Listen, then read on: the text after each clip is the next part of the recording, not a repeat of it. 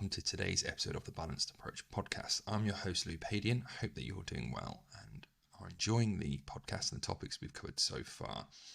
These podcasts are released every Monday, Wednesday and Friday, so be sure to subscribe wherever you are listening to be kept up to date. So today we're going to be discussing all that you need to know about alcohol. With Christmas coming up, with New Year's, alcohol will probably come onto people's radar a little bit more, and there'll be lots of social events and things like that, and probably a lot of peer pressure to increase the amount of alcohol, or the availability will be there as well. So I thought it was important to cover this topic as it allows people to be more informed, gives them a bit of a strategy around it, and just generally understand alcohol a bit more and how I work with people around the topic of alcohol in regards to my clients. So if we have a look, first of all, what is alcohol? So it's an intoxicating substance that is found in alcoholic drinks. We usually ethanol is the alcohol that we get, and it's done by fermenting the sugars within things like fruits, grains, and potatoes was the other common one as well. And that's what sort of helps us, give you that effect of feeling a bit tipsy or a bit more relaxed and euphoric. So those are sort of things that we'll touch on later around the benefits that people get from taking alcohol or drinking alcohol. So when we have a look at alcohol, I've mentioned it previously around sort of macronutrients, around protein, fats and carbs. So when we look at the calories per gram, carbohydrates and protein are both 4 calories per gram, fats are 9 calories per gram, and alcohol is 7 calories per gram. But that doesn't mean for every milliliter or gram of alcoholic beverage we get 7 calories. Obviously, we've got different amounts of alcohol volume within those alcoholic beverages as well, which we'll quickly go through now. So they vary in the amount of calories, but actually one of the things that is worth being mindful of is actually there's quite a lot of calories in alcohol, but there's also a few other mechanisms how it can really put us potentially off track with our habits or out of line with our goals and values quite easily, and that's why it's important to have a strategy around it. So when we have a look at typically a pint of beer, it's usually varying between 3 to 12% alcohol, usually towards the lower end, and is varying from 160 to 260 calories roughly. Obviously there will be some that lie outside that, and there's lots of low alcohol or low calorie beers now that are great alternatives if you're being a bit more calorie conscious. When we look at wine, that's slightly higher, so it will vary from 9 to 14%, and obviously as we increase the percentage there's going to be more calories if having more volume of it. But wine tends to sort of hit the range of 120 to 190 calories per sort of small glass. Then last of all, we tend to have spirits, and that has a higher ABV or alcohol percentage of 40 to 50% depending on what alcohol you're having, and that can vary from 90 to 110 calories per shot, and people might tend to double up on those plus put in some mix and things like that, so they can quickly add up the calories, but there's ways to manage that. As I've said, there's a few different things to consider, and I don't want to overemphasize and make this a really negative conversation. I have my own personal beliefs around alcohol. I don't tend to drink very often, but I'm not completely abstinent from it either. There will be occasions where I'll have a few, and then I'll probably touch on reasons why that is. But it's down to each individual on what decisions they make around alcohol, and I sort of have those conversations with my clients and respect their values, their goals, and we sort of figure out a best plan of action for them. But there's no usual hard lines of no alcohol or it's completely on the table, go all out. It depends on what people are trying to achieve. So it works by allowing us, it works on the central nervous system and can really allow us to relax, be a bit euphoric, and can impair coordination and cognitive sort of processing as well, and memory.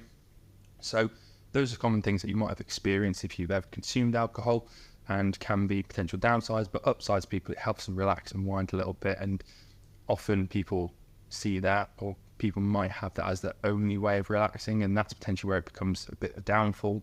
If it's part of a multi-tool process, we've got lots of different things to manage stress, but alcohol plays a part, and then you've got a healthy relationship with alcohol, then by all means it's a great sort of tool to include in there if you enjoy it. But if that's your only tool, that's when it can sort of trip people up in their goals.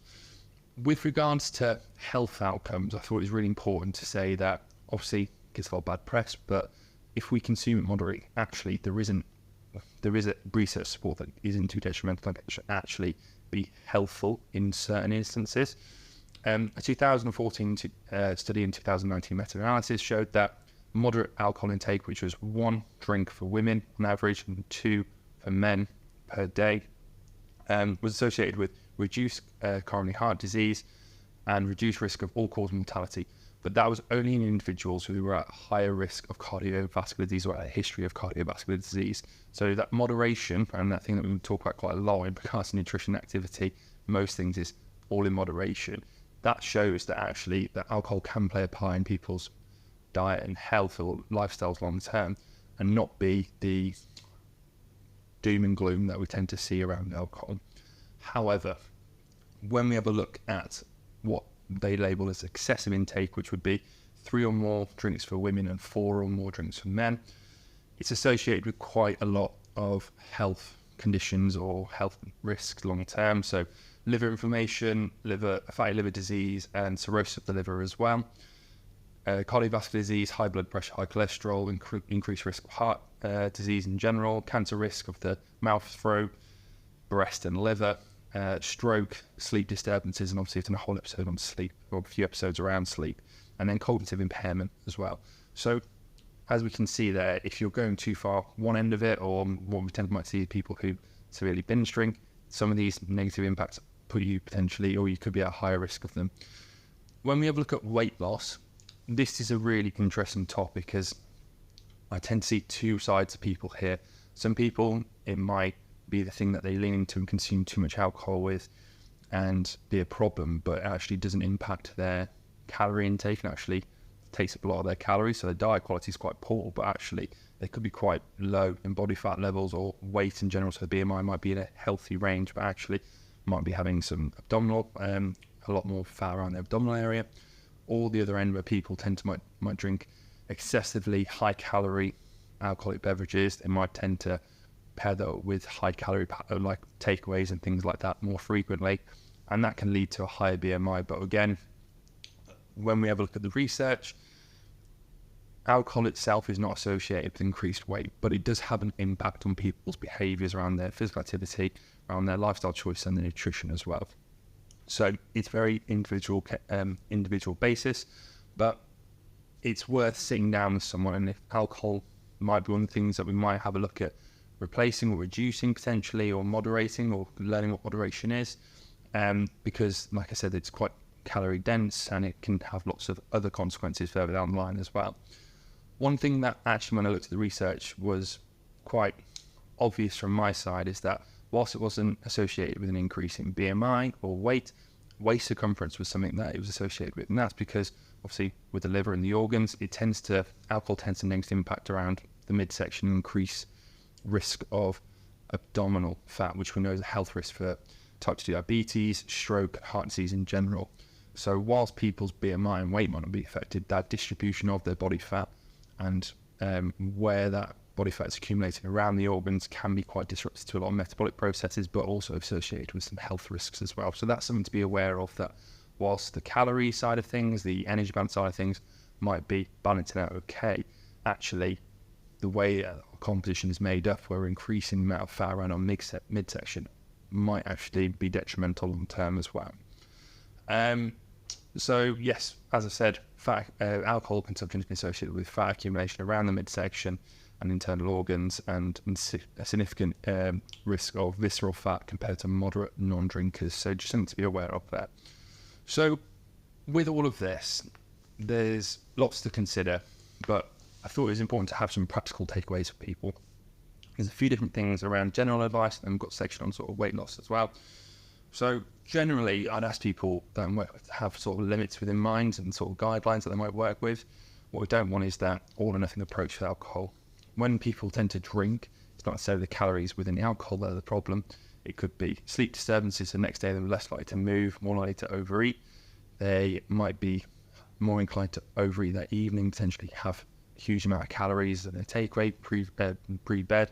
And also, alcohol doesn't tend to impact appetite too much. That's what we tend to see. So being mindful of that whilst you might be consuming a few drinks here, if you go too far with that, then it might lead to a really energy dense takeaway. It might mean poor sleep that night, which means your hunger is going to be elevated. You're less likely to maybe hungover, and that could add up to quite a lot of calories, which could take you 3-4 days, 5 days potentially to get back to normal with, regain that energy balance and pretty much undo the calorie deficit if weight loss is the focus that you've done in the days previous. So if you're doing this on a weekly basis, it's quite easy to see how you might feel like you're spinning your wheels when actually Monday to Friday you're pretty solid with your diet, you're definitely in a calorie deficit, you're moving lots, and then when it comes to the weekend, let loose, have a few drinks. And actually when I'm working with someone, we might find that actually being a little bit more relaxed during the week, maybe having a bit more indulgence during the week might save them from going all out of the weekend and preventing that all or nothing approach, or that weekend warrior where people are restricting all week, binging at the weekend, feeling guilty at the end of the weekend, and then feeling the need to restrict again. So that's something to be aware of. Second of all, pacing yourselves with alcohol. This is one of the things that I found really difficult because I tend to just drink any drink quite quickly. I'm quite thirsty, and alcohol is very much the same. So if I've got a drink in front of me, I will get through it quite quickly. So if I'm drinking socially, that could be 3-4 drinks quite quickly.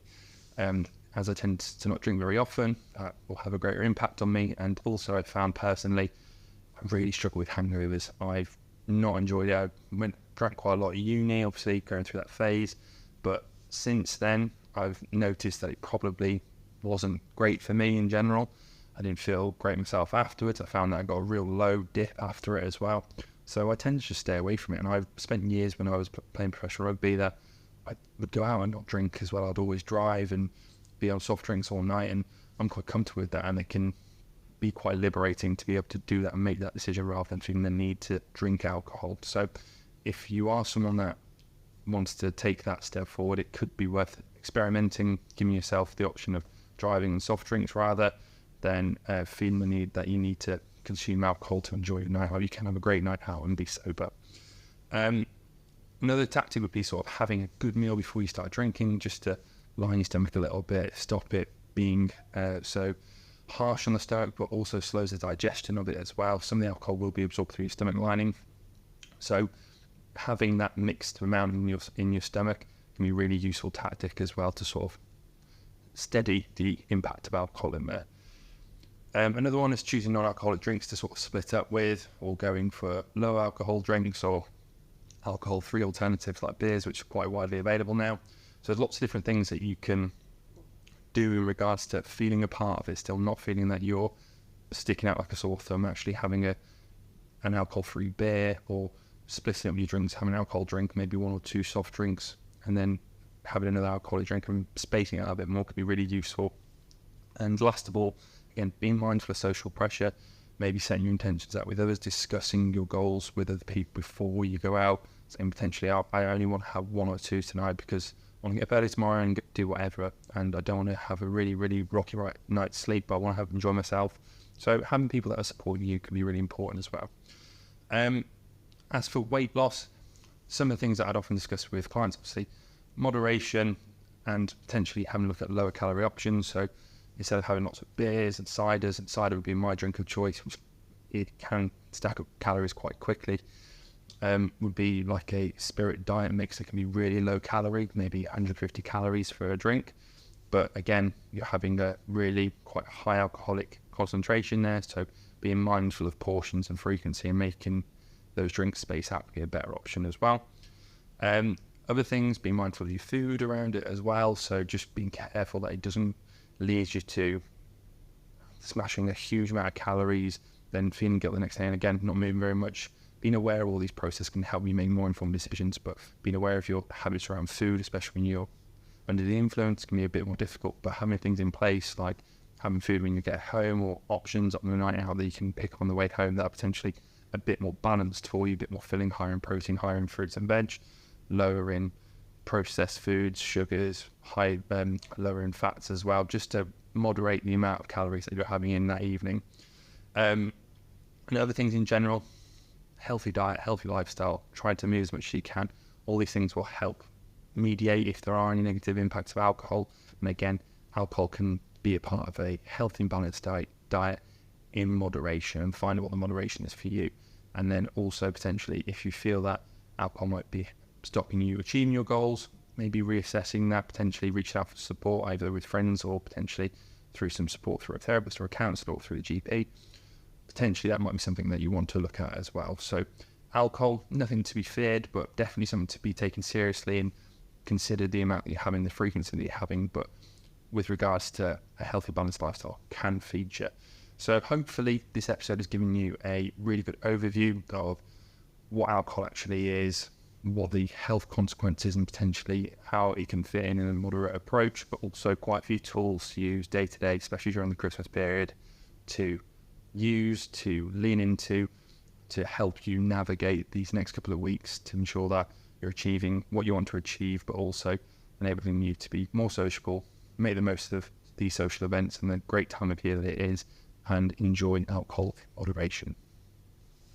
So there you have it. Thank you very much for listening to today's episode of the Balanced Approach podcast. If you have any questions, queries, or would like to reach out to me, please do.